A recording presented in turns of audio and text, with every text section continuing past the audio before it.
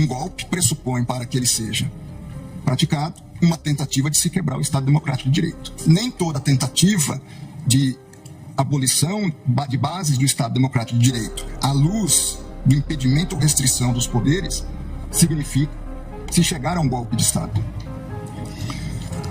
Então, dentro dessa perspectiva, entendo que, no contexto, se aplica o princípio da consunção ou da absorção.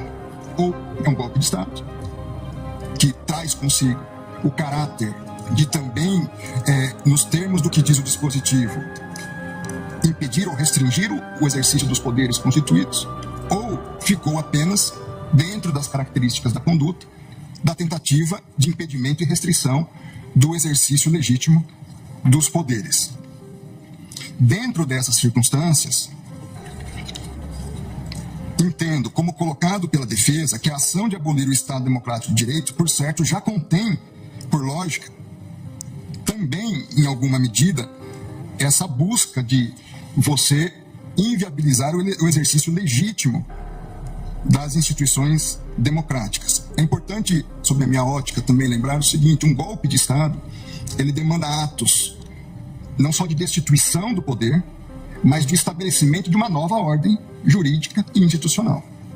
Então, eu tenho que retirar o poder eleito e instituir ou ter atos que me levem a buscar instituir um novo poder, ainda que ilegítimo.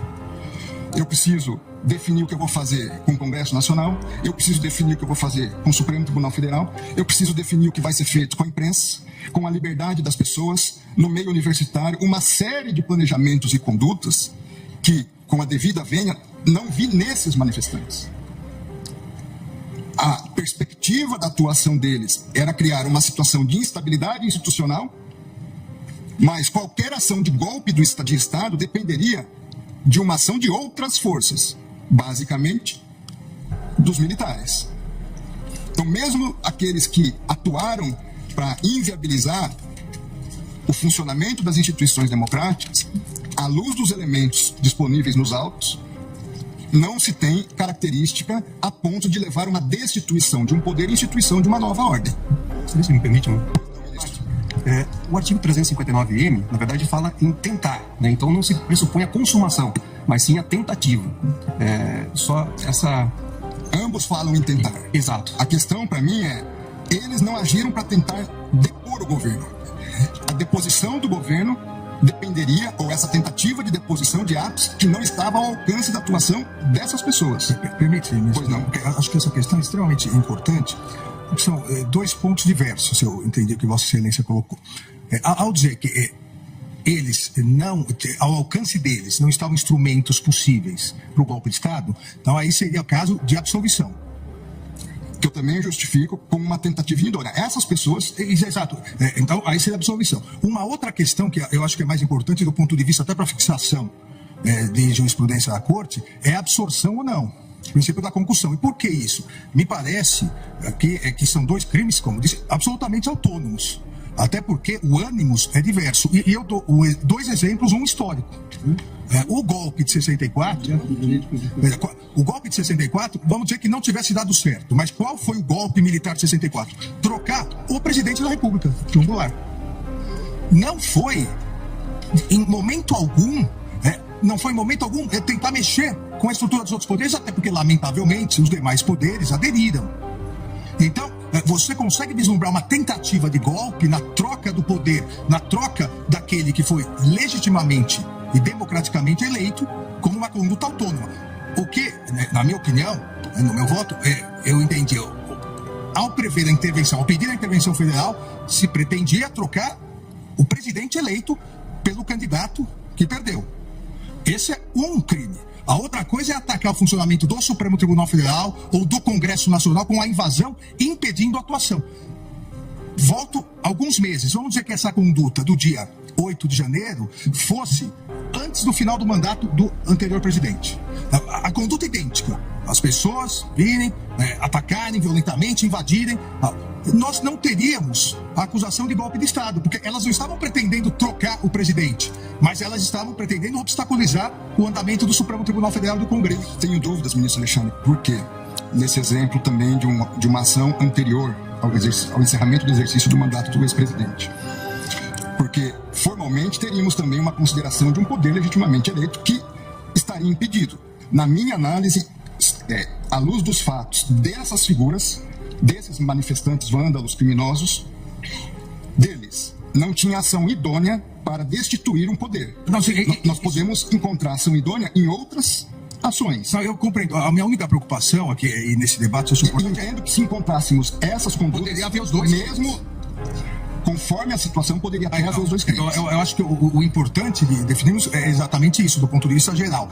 Os dois crimes podem coexistir em concurso material, dependendo da circunstância. Veja, nós estamos tratando pela primeira vez da aplicação de uma norma penal com conceitos bastante indeterminados. De uma lei extremamente nova. Então você pega o conceito. O que é Estado Democrático de Direito? É um conceito amplo, onde nós podemos, em alguma medida, encaixar várias questões. Foi a primeira vez que nós tivemos manifestações violentas em Brasília? Não. Nós já tivemos invasão do Congresso Nacional violenta. Nós já tivemos ministérios aqui postos com incêndio, fogo. Nós já tivemos outras manifestações violentas. É verdade que penso que foi a primeira vez no Supremo Tribunal Federal. Foi. Mas em outros contextos, não. 5 coronéis comandantes da PM estão presos.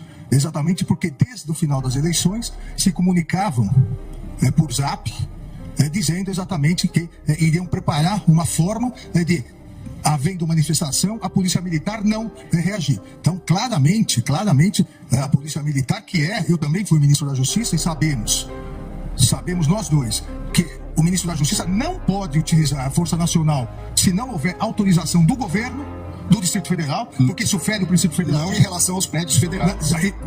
Mas não em relação à Praça dos Três Poderes. Mas em relação às edificações federais, ele pode e deve. Com todo respeito, Vossa Excelência, querer falar que a culpa do 8 de janeiro é do ministro da Justiça. Vossa Excelência que está dizendo isso. É um absurdo. Vossa Excelência que está dizendo isso. 5 comandantes estão presos. Muito embora eu queria, e o Brasil quer ver esses vídeos do Ministério. Quando o ex-ministro da Justiça, que sucedeu Vossa Excelência, fugiu para os Estados Unidos, eu sou advogado de ninguém. E jogou o celular dele no lixo. Eu não sou advogado de preso. ninguém. E agora Vossa Excelência, Vossa Excelência vem no plenário do Supremo Tribunal Federal, que foi destruído, para dizer que houve uma conspiração do governo contra o próprio governo. Tem Não coloque palavras na minha boca. Não coloque palavras na minha boca. Não coloque palavras na minha boca. Tenha dó, Vossa Excelência. O juiz não pode contrariar a Constituição e sair a falar. O Gilmar Mendes é um papagaio há muito tempo. Ele vai falando, ele vai prejulgando, ele vai antecipando, como se ele fosse um formador de opiniões. Então, ele usa esse tipo de estratégia e qual é o resultado?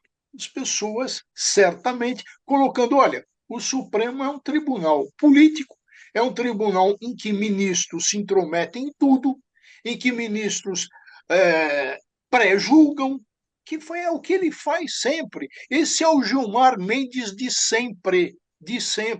Ele joga na lata do lixo a magistratura.